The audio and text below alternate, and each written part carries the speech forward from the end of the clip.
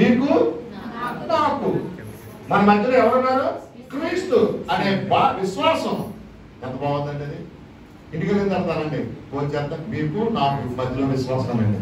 మనం మీకు కోపం దూరం ఉన్నాను చెప్పగలుగుతారా? విశ్వాసం లేకపోతే చేపలు పట్టడం ఎంతమందికి వచ్చి మనడం కాదు, పట్టడం మనడం బాగుంటుంది. అన్ని కలిపేసి పైన పడేస్తాం, అది రోజులు బాగుంటే బాగుంటుంది. లేకపోతే అనుకోండి పట్టడం చాలా కష్టం. విశ్వాసం, పేషెన్స్ ఉండాలండి. వేస్తానే ఉంటాడు వాళ్ళ, పడకపోయినా డిసప్పాయింట్ అవ్వడం.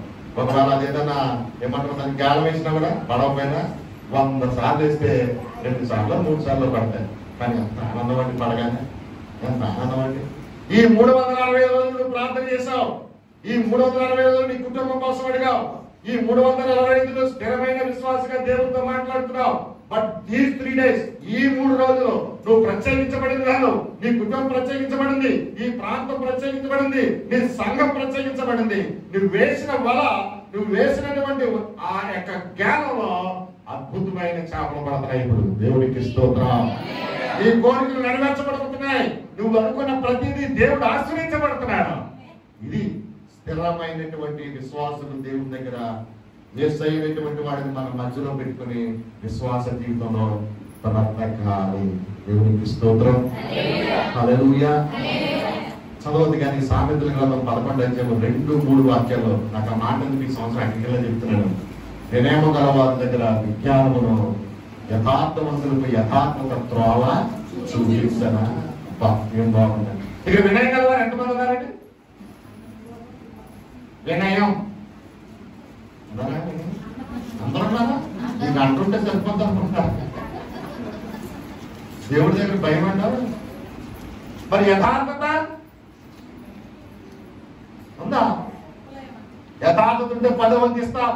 యథార్థత ఉంటే 24 గంటల్లో 10 వంతు అంటే ఎంత అండి? 24 గంటల సమయంలో ఎన్నో వంతు 10 వంతు దేవుడికి?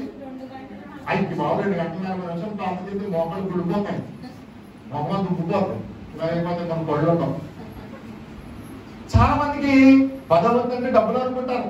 ఎస్, డబ్బులు ఇవ్వాలి, సువార్త జరగదు. కానీ 10 వంతు సమయాన్ని ఇస్తున్నావా దేవుడికి? Enjoying our life.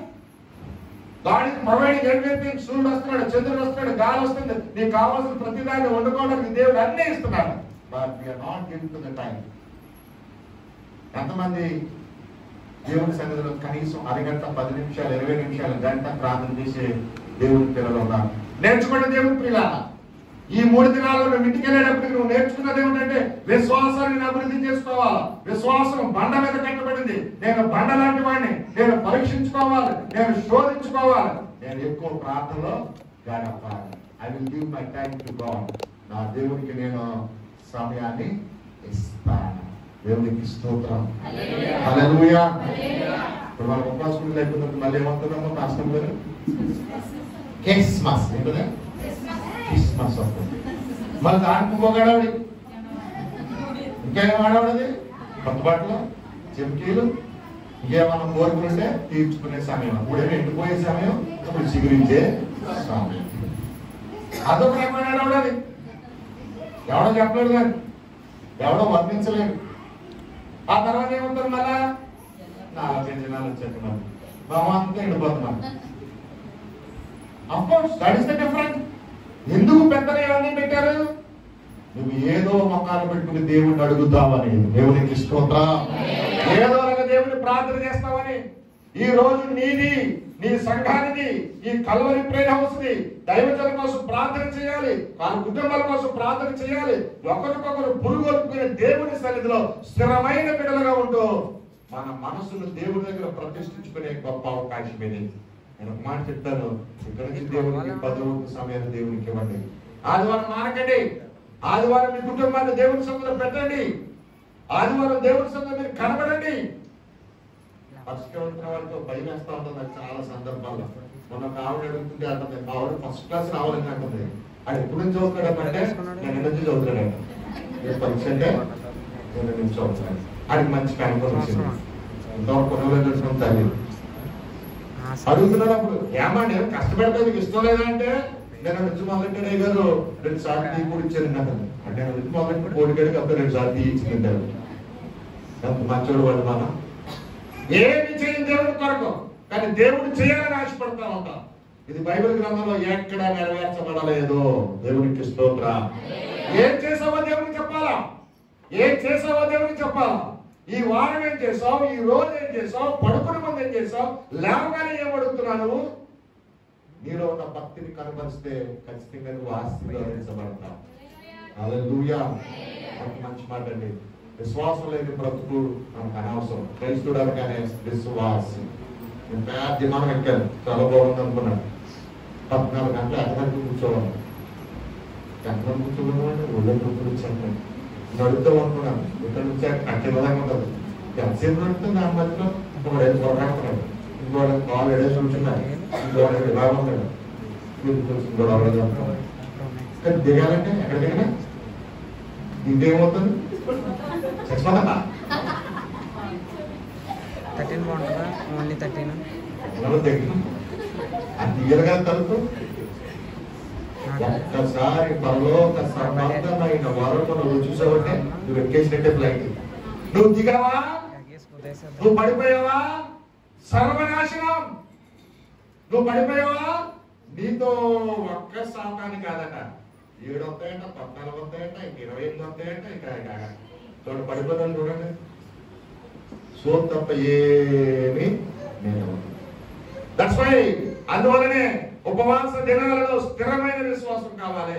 ఉపవాస దినాలలో శ్రేష్టమైన బ్రతుకులు ఉండాలి. ఉపవాస దినాలలో నీ ముఖ కౌలిక మారిపోవాలా. దేవునికి స్తోత్రం.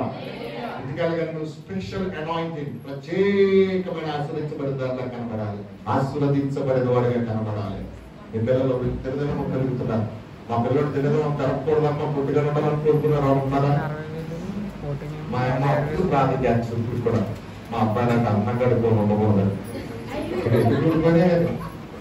My mother I'm a lovely and beautiful bye.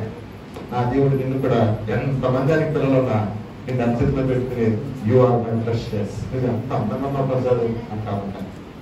ఈ రోజు ఇక్కడ కూర్చున్న వాళ్ళందరూ దేవుడి దృష్టిలో అందమైన వాళ్ళం, దేవుడి దృష్టిలో అద్భుతమైన వాళ్ళం, భూమిని తలకిందులు చేసేవాళ్ళం. అంతేకాదు దేవుడి పిల్లలా, we are the people chosen, ఎన్నుకొనబడిన పిల్లలమ్మా. దేవునికి స్తోత్రం. హల్లెలూయా.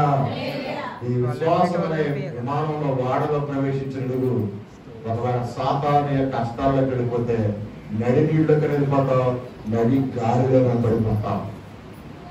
ఈ విశ్వాసం పరీక్షించుకుని ఏ సంఘములు అంటుకట్టబడ్డావో, ఏ ఆత్మీయ తల్లి దగ్గర పెరిగావో, ఏ ఆత్మీయ తల్లి నిన్ను ఆదరించిందో, నెవర్ నెవర్ ఫర్గెట్. తల్లులు మార్చోడు ఉన్నారండి ఇక్కడ, తండ్రులు మార్చోడు ఎవరు ఉన్నారండి, కానీ విశ్వాసం మాత్రం బ్రహ్మాండంగా ఉంటారు. ఎవరు చేస్తారు ఈ పని? పాప మాటలే కాదు, కాలాన్ని వలన విశ్వాసం కలుగుతూ వినుట క్రీస్తుని కూర్చున్న మాటలే సగం మర్చిపోతాం. లోకం కోసం వాక్యాన్ని వింటాం, లోకం కోసం జీవిస్తాం.